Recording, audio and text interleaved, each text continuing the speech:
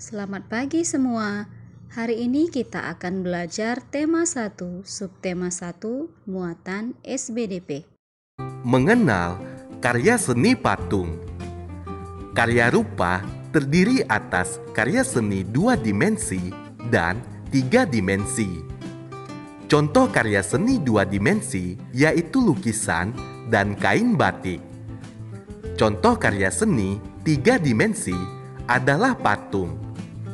Patung adalah karya seni 3 dimensi yang meniru bentuk manusia, hewan, tumbuhan, ataupun benda yang dibuat menggunakan teknik tertentu. Patung memiliki panjang, lebar, dan tinggi, serta dapat dilihat dari segala arah. Seni patung juga diartikan sebagai seni bentuk, karena bentuk-bentuk patung yang memiliki nilai keindahan. Tujuan pembuatan patung adalah untuk dipajang dan dinikmati keindahannya. Berikut adalah beberapa fungsi dari patung. Yang pertama, patung sebagai sarana ibadah untuk agama tertentu. Kedua, mengenang jasa pahlawan atau peristiwa bersejarah suatu bangsa. Ketiga, sebagai pelengkap konstruksi bangunan. Keempat, sebagai penghias bangunan, taman, atau tempat lainnya. Serta, patung dapat dinikmati keindahan bentuknya. Contoh patung Nusantara yang cukup terkenal adalah patung dari daerah Kasongan, Yogyakarta. Patung dari Kasongan umumnya terbuat dari tanah liat. Kerajinan patung dari Kasongan biasanya disebut gerabah.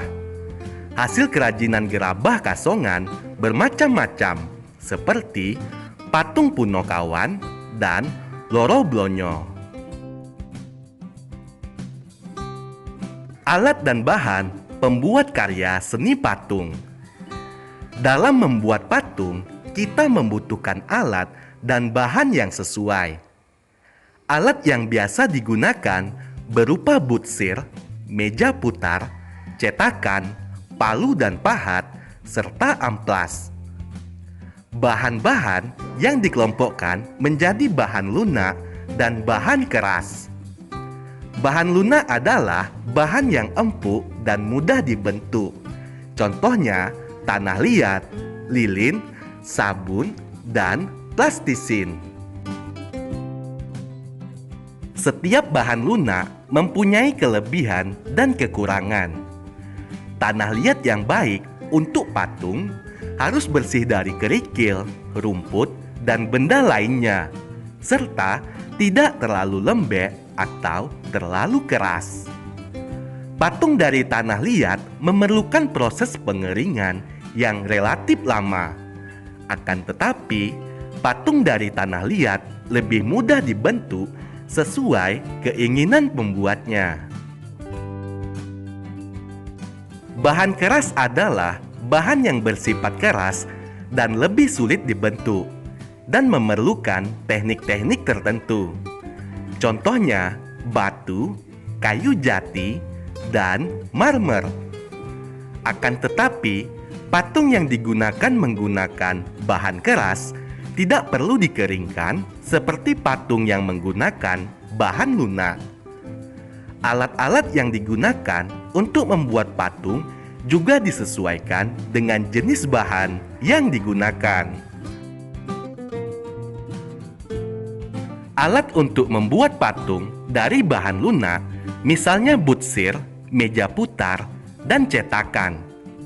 Alat untuk membuat patung dari bahan keras, misalnya palu, pahat, dan amplas. Berikut adalah contoh gambar membuat pot dengan menggunakan bahan lunak berupa tanah liat dan meja putar sebagai alatnya.